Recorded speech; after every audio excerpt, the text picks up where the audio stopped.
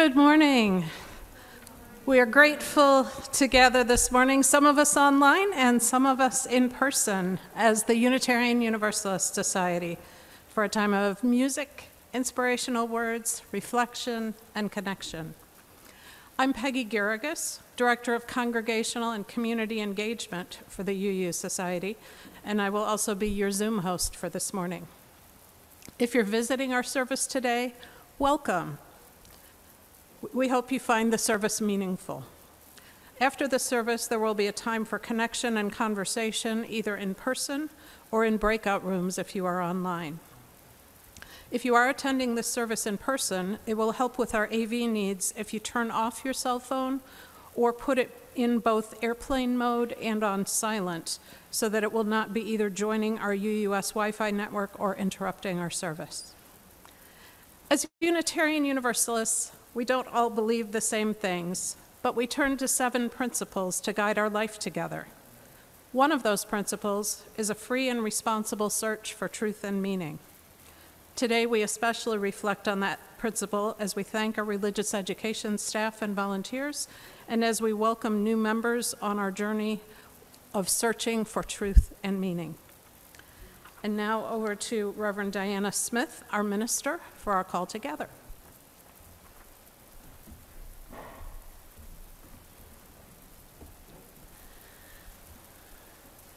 Oh, okay. You know what? There we go. All right. Good morning. I'm Reverend Diana Smith. Sometimes we have challenges with face masks and earrings. So, I am the minister of the Unitarian Universalist Society, and it is wonderful to be with you all this morning. In these times of change, it is so important to be together, to come together as a spiritual community, to gain the sustenance that we each and all need, and to help nourish each other. As members of a covenantal faith that expresses our core value of love through how we agree to be together and to support each other, it is good to come together and affirm that even when we cannot yet all be together in body, this congregation remains strong and connected. To affirm that we have faith and hope in this congregation, in each other, and in the ways that we continue to grow together during the challenges of life. And to affirm that wherever any of us is on this life's journey, whether we come to worship with joy in our hearts, weighted with burdens, in need of rest, or searching for others to engage in the struggle with us, we are glad, and this congregation is glad that we are here. And this is particularly so on this Sunday, when we reflect on what it means to practice gratitude, when we covenant with new members, and commission religious education volunteers and teachers, and on this Sunday that marks the 400th anniversary of the first Thanksgiving, the Thanksgiving that wasn't, or that was, depending on your perspective, the Thanksgiving that happened that first time on Wampanoag lands. This is a Sunday with many meanings. And so, as we begin, I share the words of Reverend Laura Horton Ludwig with you, who writes, "The wheel of the year has turned again. Once more, the Thanksgiving season has arrived. How shall we sing our song of gratitude now? For what shall we give thanks?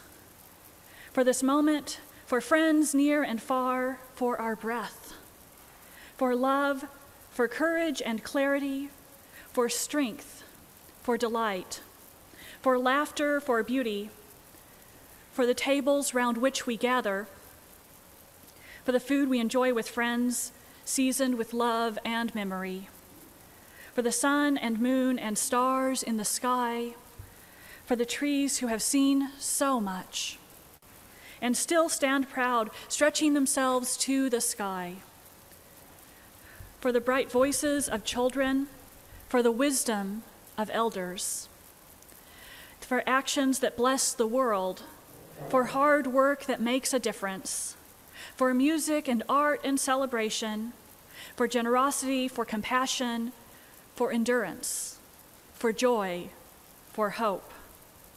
For all these things we give thanks as we worship together. And so, let's sing our opening hymn, number 67, We Sing Now Together. Donna Simonton and Alex Heatland will lead us.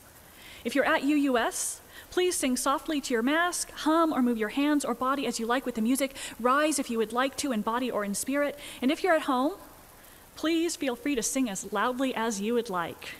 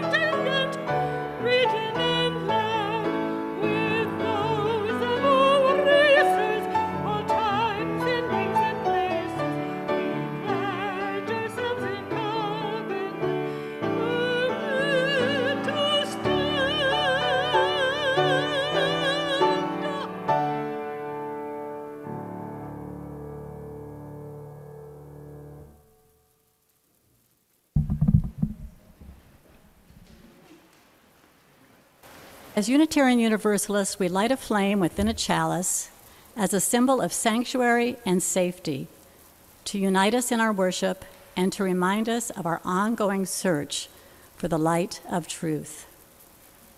Life is a gift for which we are grateful. We gather in community to celebrate the wonder and mystery of this great gift. So let us now kindle the flame of our liberal religious heritage and renew our covenant of mutual love and care. Love is our doctrine. The quest for truth is our sacrament, and service is our prayer. To dwell together in peace, to seek knowledge in freedom, and to serve those in need. This we promise, this we covenant, with life and one another.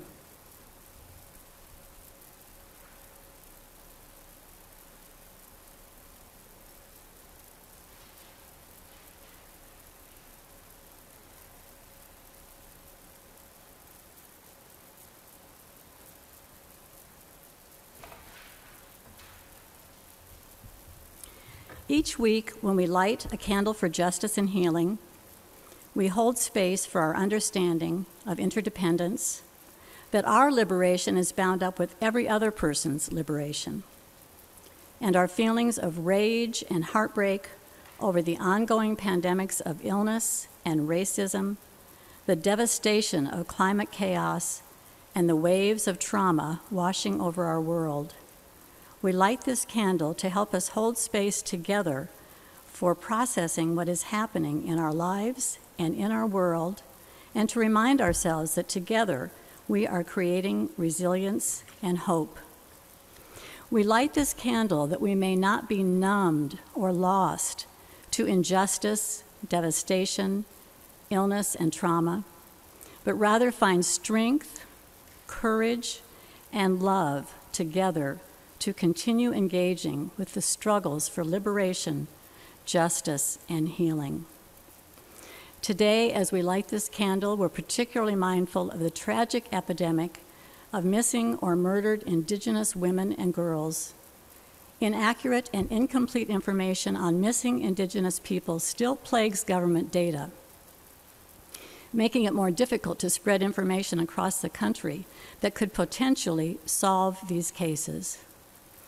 And today, I am particularly heartbroken about the verdict in Kenosha, Wisconsin, and what that means for our future. After I light this candle, let's hold a time of silence to listen to our hearts and bodies, and perhaps to lift up prayers.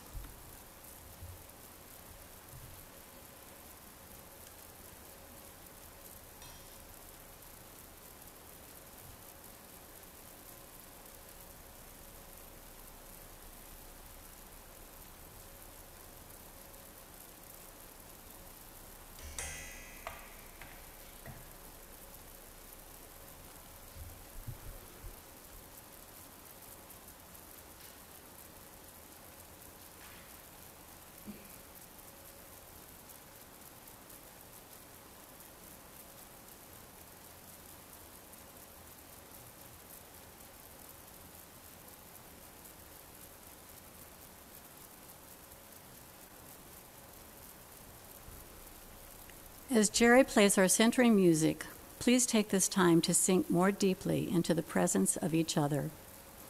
In this time, we invite you into a practice of beholding each other. If you're online participating in the service and you'd like, please turn your cameras on and spend this time beholding each other's faces, each other's presence. If you're in the sanctuary, please take this time to behold the reality of each other, and please feel free to use the chat to let us know that your chalice is lit.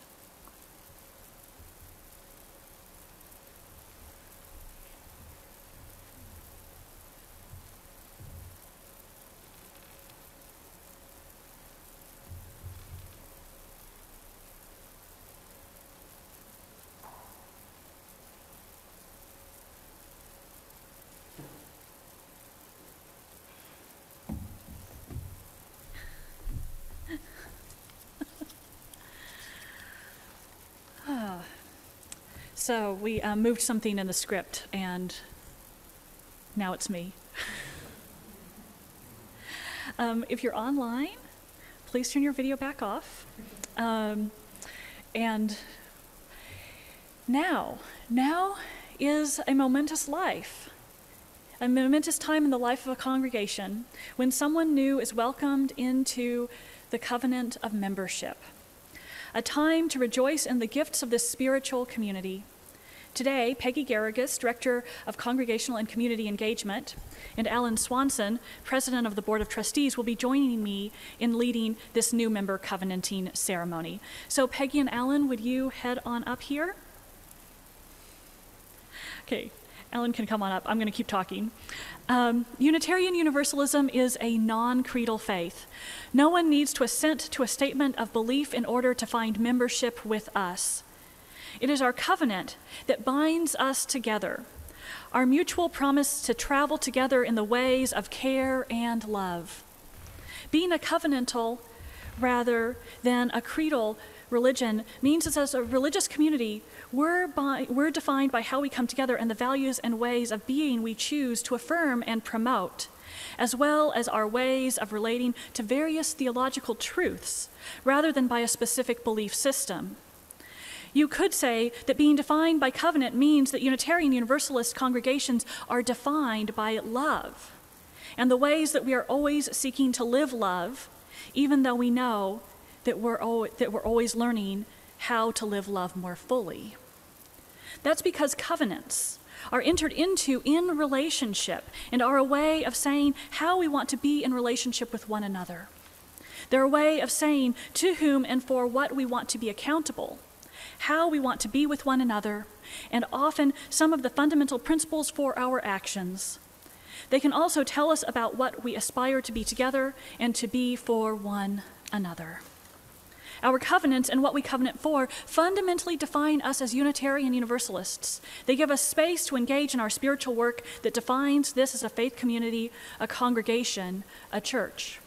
And so, this is a momentous occasion because it gives each of us the opportunity to renew our own commitments to living the covenant to the fullest and the best that we can.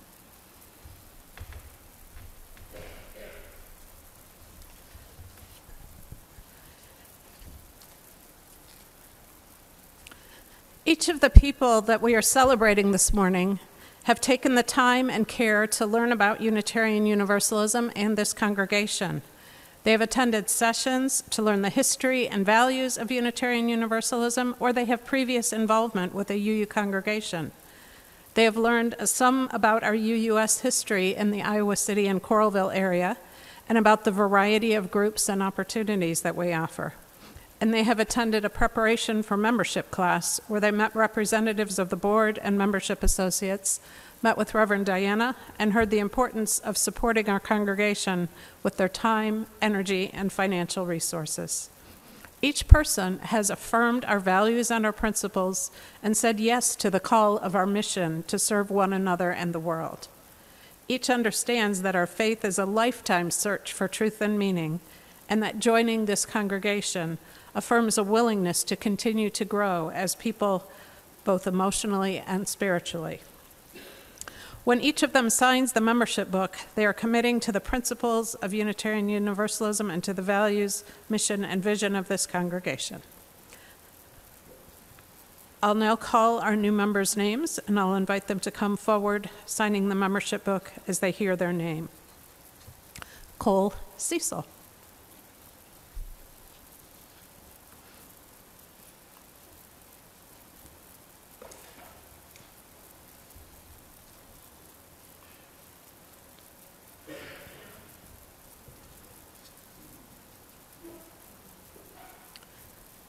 Kezia Walker Cecil.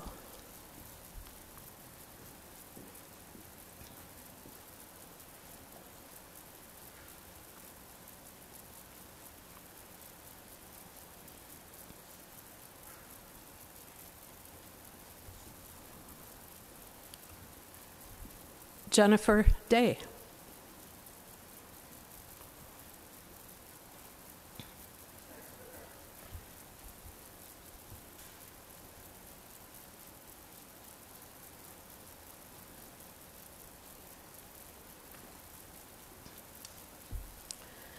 And Donna K. Simonton.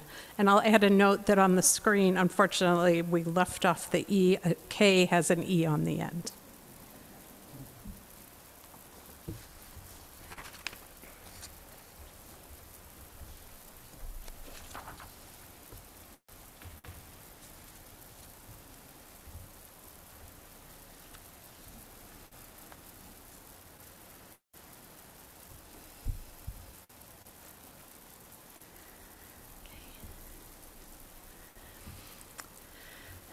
Cole, Kezia, Jen, and Donna, may this be your religious and spiritual home, and may you be woven into the intricate fabric that is this community's life together. Here you will be cared for and will be asked to care for others. We welcome your presence among us and ask that you join us in the life and mission of this congregation. In the presence of those gathered with us online and in person, I now ask you to state your intentions.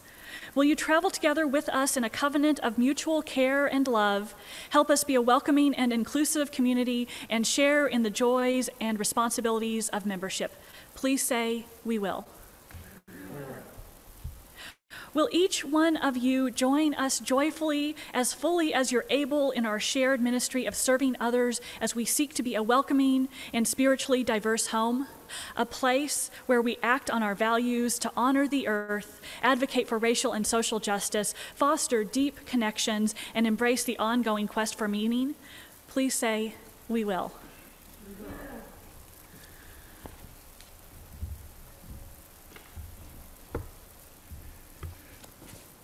We want everyone to be able to welcome these new members, and since we're online, we'll be doing this a bit differently.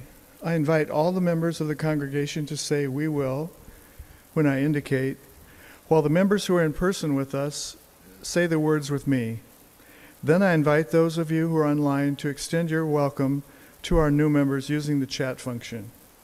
So now, will you ongoing members joyfully welcome these persons into our congregation, invite them to our shared ministries, be open to their unique gifts and wisdom, and covenant to travel with them and each other in friendship, respect, and love? Members of the congregation, please say, "We will."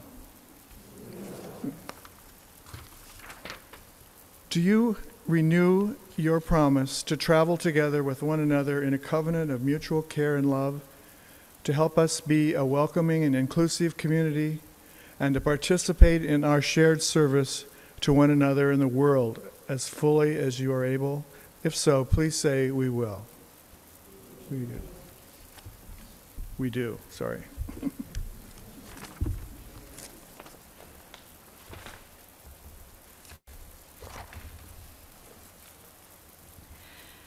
Donna, Jen, Kezia, and Cole, joining the Unitarian Universalist Society is a powerful and transforming event in your life.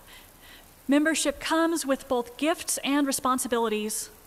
Within this community of seekers, you will be challenged to grow in spirit and to live out our UU principles in your lives within this congregation and beyond it. Ours is a shared ministry. You will be called to offer the fullness of who you are as individual persons in service of our mutual promises to love and care for each other. Our deep hope is that you will open your hearts to accept the gifts of spiritual community and know that you do not journey alone. When signing the membership book in a moment, you are going to receive a candle to light and a yellow rose of friendship. Like life and like this rose, the journey of spiritual community may be thorny at times, and our hope is that your journey among us will unfold as sweetly as the petals of the rose. So now, as a symbol of the light you bring into this community, we invite you, one at a time, in a moment, to light a candle here in the sanctuary.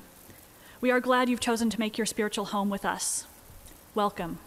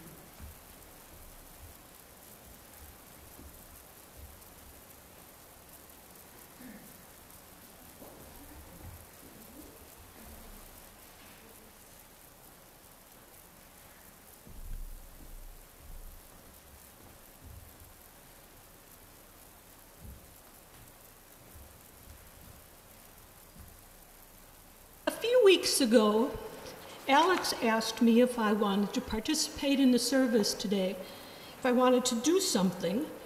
I assumed that he meant something musical. And to think about that in terms of the month's theme of holding history, I've put together a little collection that I hope will maybe amuse, entertain, and be more thoughtful than just picking something. One thing I did was I took my refrigerator magnet off the refrigerator and got a Thanksgiving Grace, which has been hanging on my refrigerator for years, by Reverend Abijah Amanchi, who is the senior minister at Cedar Lane Unitarian Universalist Church, where I have been a member for some time in Maryland. I thought of setting it to music, but in terms of history, I decided that I would cut this grace apart and share it with you, but also include some melodies that are very frequently part of services on the Sunday before Thanksgiving. So I'll be singing some tunes you'll recognize, but with very different words. The first ones, who knew that rank by rank again we stand, actually comes from the Welsh University of Wales student hymnal, but it's used by Unitarians Universalists very frequently for gathering together, ordinations. Aidan Ballou, Universalist in 1849, wrote to the tune of, you'll hear in a second, anti-slavery verses. So I'll sing you two of the anti-slavery verses. And someone else was more optimistic. He wrote about 100 years hence in 1851. If after the service you would like to see some of the resources, I've left them here on the piano. 200 years of Universalism, hymns in the new tune, and 100 years hence. And I'll finish with an 1842 text about the beauty of the earth, the golden clouds. So.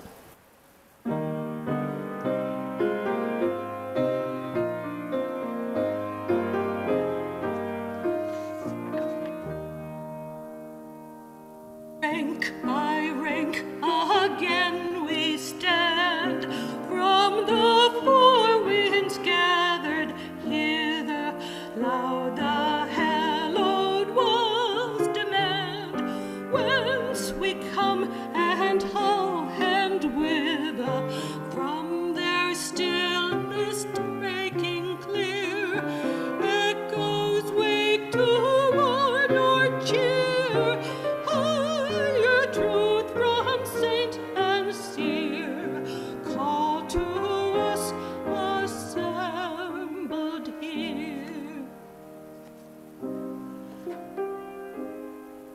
Nameless one of many names, Spirit of life and love, we lift our hearts in thanks today for the gift of life and for being alive, for the beauty and bounty of creation that we are called to protect, for the food we eat, the labor of love of many beings, for the blessings of life and our chance we have to live again and always.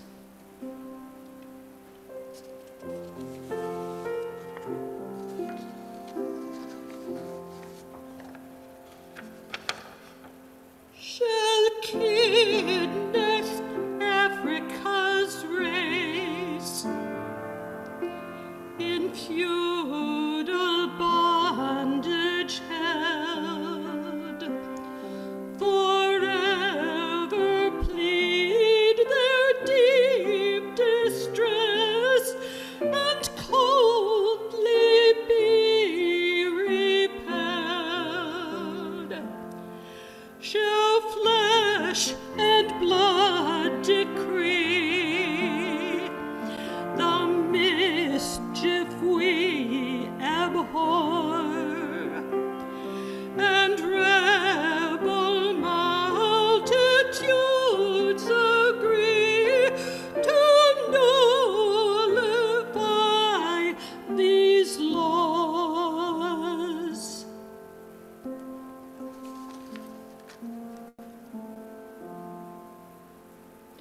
for family and friends who make life more challenging and fulfilling, for the memory of those who have gone before us, for the blessings of our liberal religious faith and the support of our faith communities, for those who do not have enough, who are lonely, who are afraid, and who suffer, with whom we are called to share our abundance and love them as ourselves.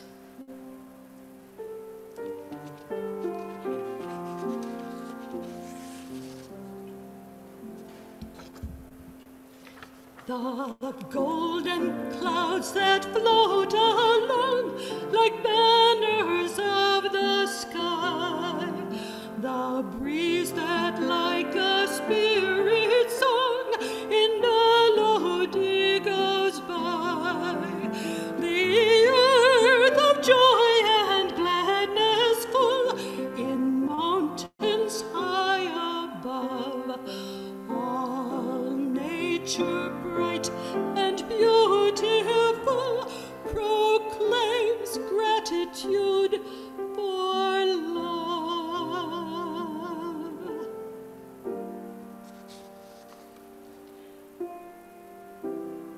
May gratitude give us strength to heal debilitating divisions in our families, our communities, our nation, our universal beings.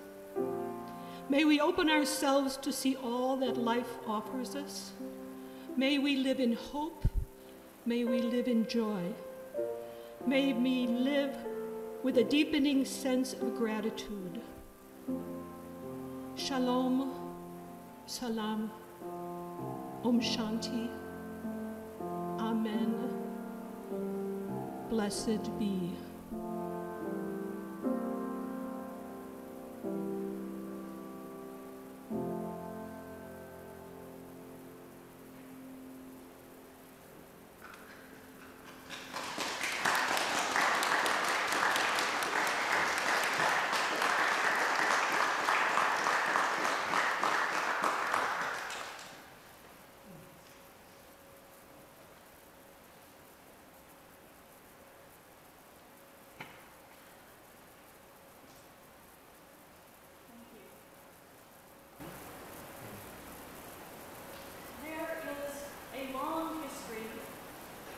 Lifespan religious education here at UUS, going back all the way to our founding congregations in the mid-1800s. We also know that a strong religious education or lifespan learning program is not built or run by one person.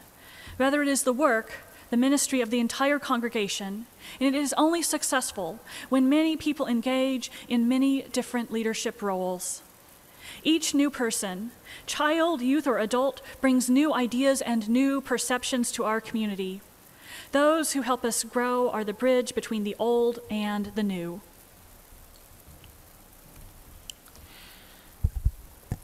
And so it is fitting that we call forward our teachers and volunteers who guide our children and youth to the house of tomorrow and commission them for this sacred work. We ask this year's teachers and assistants to prepare to come to the front of the sanctuary. Teachers, please come forward as I read your class or program and your names. Alice Atkinson is part of the DLRE transition team, the Playscape re-implementation planning, and she's a general RE volunteer. Marcia Cheney is part of the DLRE transition team.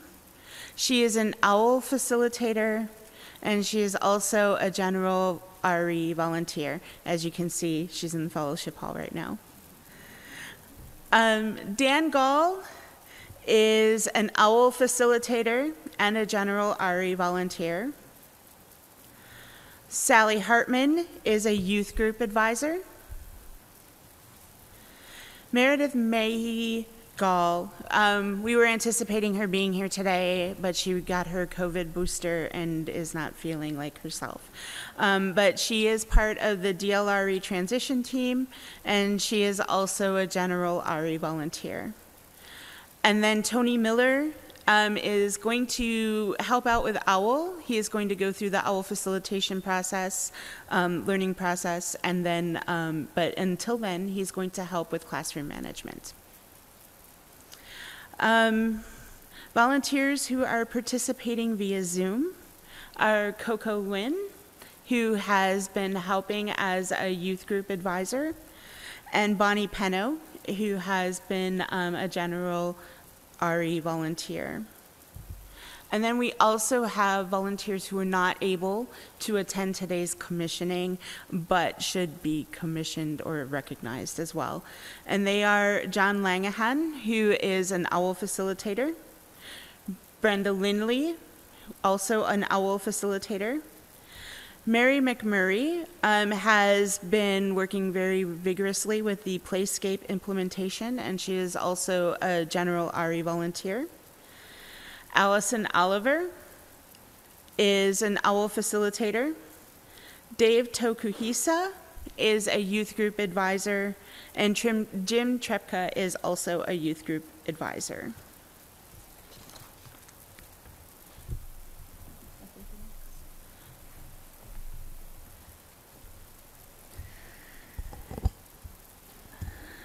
So please rise in body or in spirit as Marcia, Alice, and I lead you in a blessing. Please repeat each line after one of us says it.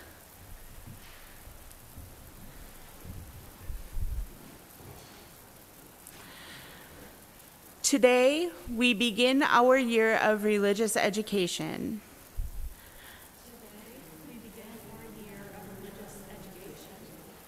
Not with teaching, but with blessing.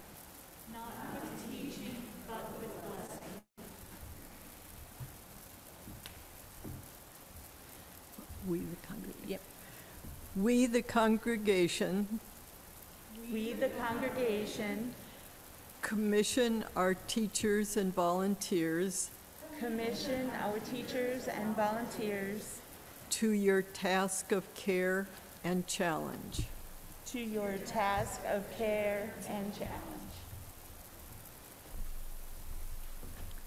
May your classes be a joy.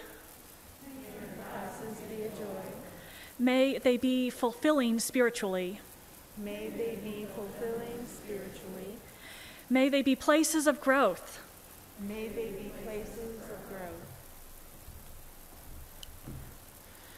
Grow in knowledge.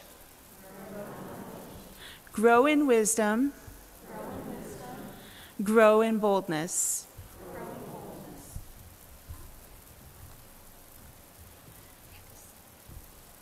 For it is in giving that we receive, and in using our talents that we learn ourselves.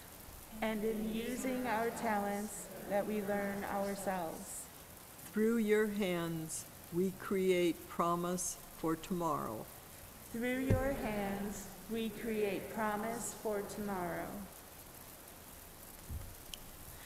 Please join in making a rainstorm to bless our religious education teachers, advisors, and leaders as they head back to their seats.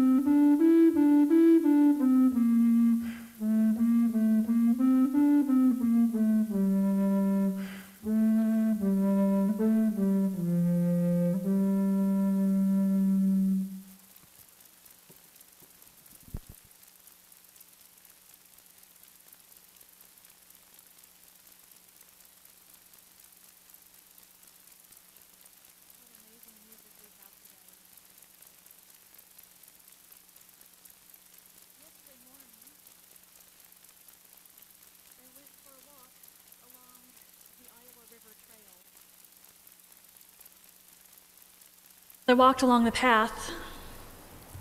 I noticed the prairie grasses fading for winter, yet glorious. Glorious in their browns, their oranges, their yellows and beiges and fading green. Bare trees, a few leaves hanging on. Some eagles perched high up in the trees, just waiting for something to float by so they could have a meal. Birds resting on the shore, mallards dabbling in a stream. The water in the wetlands that had been beginning to ice over a couple days ago, starting to flow free again as the river flowed beyond them. There were chickadees perched on branches of mulberry bushes that just a few months ago had been adorned with delicious berries. As I moved along the path, settling into that space, being present there, and calling myself back to presence when my mind tugged away to some work or family matter, I called myself into practicing gratitude. Gratitude for being present, for the time of safety and relative health, for companions on my journey, for the simple beauty of the morning, for the transitions of the season, for the gifts of earth and all her glory and all her wonder, and many, many more things. If you let your mind rest on such a moment of practicing gratitude, you can recall yours. And one of the things about this practice of practicing gratitude is that it's not simply about remembering gratitude when it overwhelms us or at certain high moments. Practicing gratitude is an intentional act, or it can be. It's one that calls us into a different way of being in the world and gives us space for our heart to breathe and for grace to enter into our lives. Social work researcher and writer Dr. Brené Brown writes about this.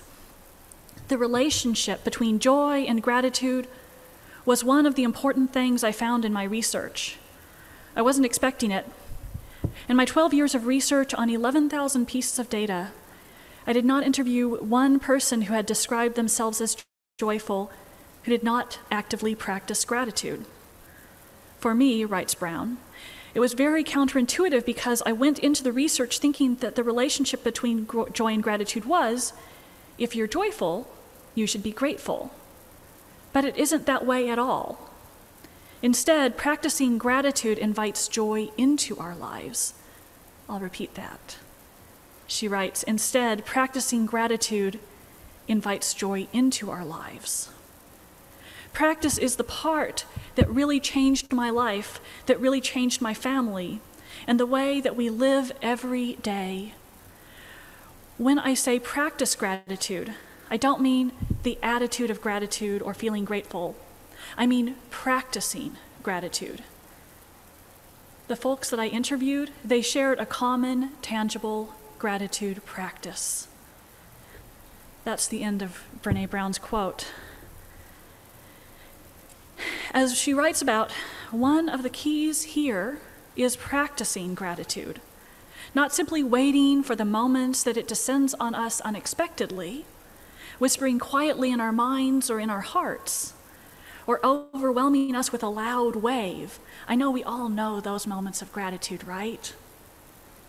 Rather, it's about cultivating it as a regular practice, whether that's a time of connection and gratitude soon after you wake up, noticing and voicing what you're grateful for before going to sleep, taking a few moments away at one or at many specific times during the day, noticing the wonder of it And practicing gratitude when you take a drink of water or fill your lungs with air. Writing or drawing or singing or dancing your gratitude on a regular basis. Saying grace or sharing the things that you're grateful for around the dinner table. These are all forms of gratitude practice, and there are many, many more. As Buddhist teacher Thich Nhat Hanh reminds us, nurturing our bodies is also a way of practicing gratitude, as is taking a moment before we eat to notice, to attend to, and voice aloud or silently our gratitude for every being and every action that created and brought the food that we are about to eat to us. Practicing gratitude is a form of awareness, of being here, now. As Thich Nhat Hanh wrote, awareness is like the sun. When it shines on things, they are transformed. And so, this is about finding a way to practice gratitude regularly, even when you're not feeling like it, even when the things you're grateful for are hard to find or feel small or silly. There's no one right way to practice gratitude, and there's no perfect way to do it. And so even with all the complexity of this week's coming Thanksgiving Day, the complexities of our long, painful history as a country, the complexities of family, the complexities of being alone, even with all the complexities that abound in our lives, let's take time this day, this season, to remind ourselves of or to begin practicing gratitude. For when we do, our lives are enriched, our communities are enriched. When we practice gratitude, when we take the lessons into our hearts, when we begin to feel deeper, a more deeper, open way of being, calling us to love each other through our deeds and act on the messages of love that our interdependence calls us to, we find new sustenance for our hearts, our bodies, our communities. We begin to practice communal care and move and create change in the world. We begin to practice radical compassion that lives love ever more fully into the world, and fiercely into the world. So may it be. Amen. And blessed be. And so in this moment, I'd like to invite all of us into a moment of meditation, contemplation, and prayer of practicing gratitude. Wherever you are, in here, in the sanctuary, or at home, I invite you to breathe.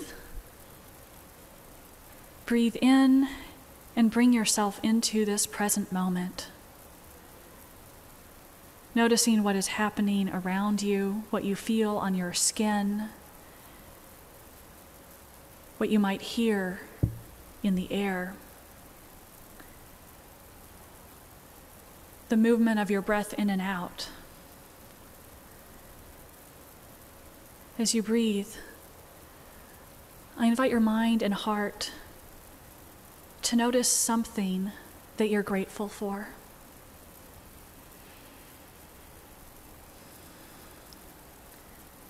Something that's present with you now.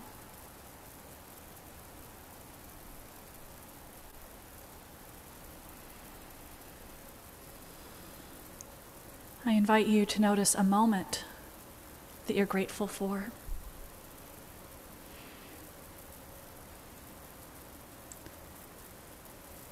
A being that you're grateful for.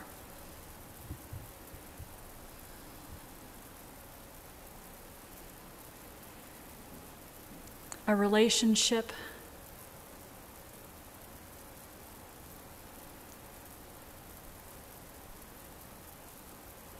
And something that makes your life possible.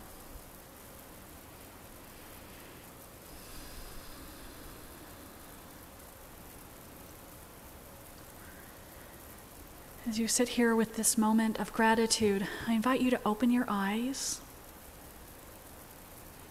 and share one or two of the things that came to you in the chat or after the service with someone around you.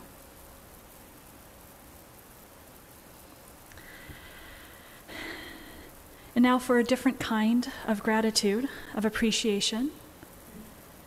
As many of you know, Anna Rohde is stepping down as UUS's religious education assistant.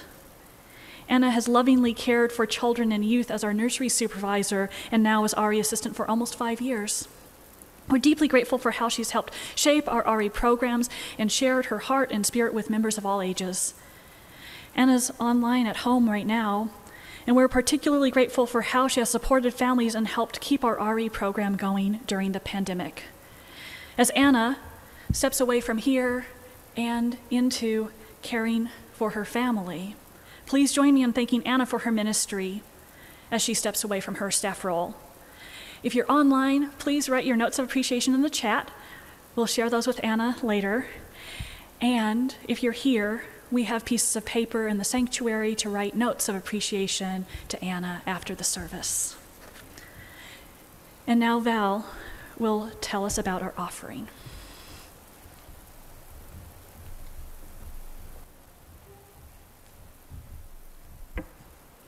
Well, I wanted to share my moment of gratitude, which just happened. As I was listening to Jerry's beautiful music, an eagle flew right over his head. And I'm so grateful I'm in Iowa so I can see them. How we give, what we do with our lives, our time, and our resources is a reflection of our values. In response to the abundance we're blessed with, every week this congregation donates generously to organizations in the community whose work aligns with our values and principles.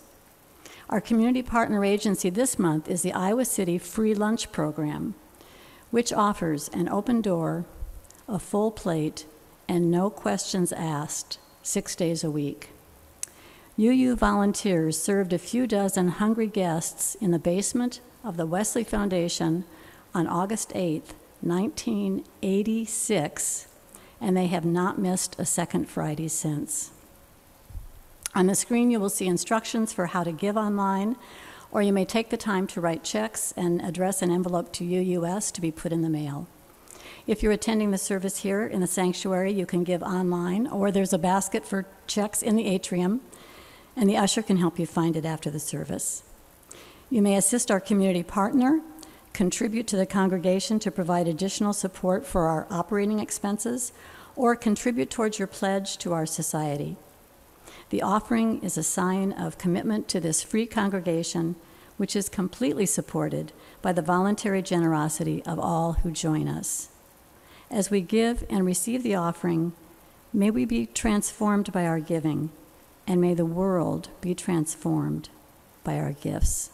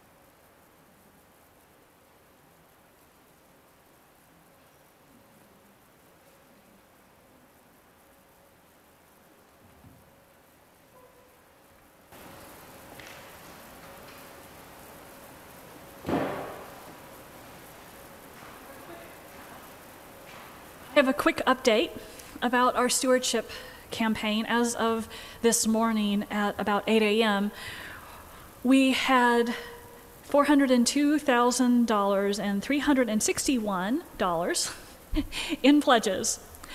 We have a donor who's matching up to $3,000 in new pledges that come in. If you haven't yet completed your pledge, the stewardship campaign and the board and I ask you to please do so by December 1st so that the board can finalize the budget before the December 19th congregational meeting where members will vote on next year's budget. And as a reminder, our goal this year was $420,000, and we're at over 402, which is really great. Thank you all for being part of that. Nurturing gratitude and how we understand and express interdependence is part of how we live into our Unitarian Universalist faith. May what's been shared today help us more fully affirm our interconnection and live into love and justice. Immediately after the service, we're going to have a time to join in conversation and community, whether you're online or in the sanctuary. If you're here in person today, I hope that you will welcome our new members. And if you're online, I hope you will greet them when you see them. I also have a note about our auction. Our auction will be on December 3rd. We are accepting additional items. An email will go out later this afternoon with information about how to bid in the auction, if you're going to be participating with online bidding before or during the auction. So Judy Tokuhisa is accepting items, and look for an email later today with how to participate in the auction. And now, to close our service today, we will sing hymn number 1018, Come and Go With Me. This is different than what's in your order service. There was a typo. If you're at UUS, please sing softly into your mask, hum or move your hands or body with the music as you feel like it. If you're at home, please feel free to sing as loudly as you would like.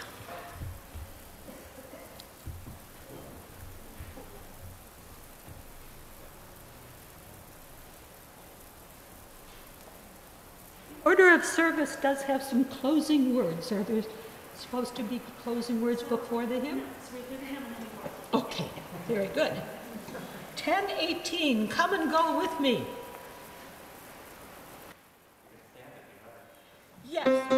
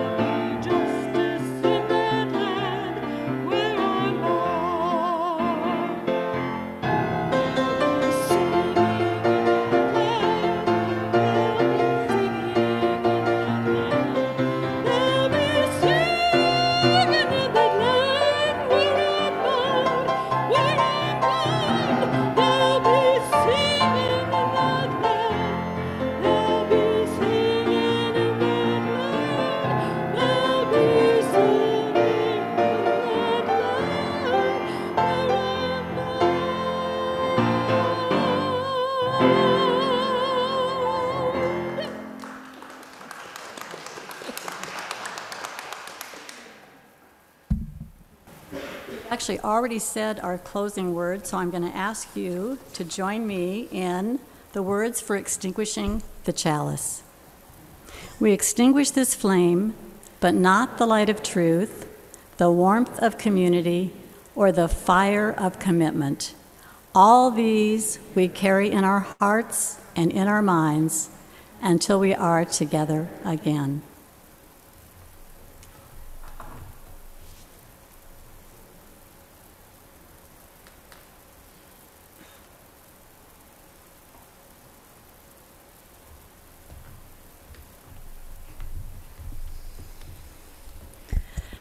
As you head out into the world this week, may you practice gratitude in all its fullness and all its forms.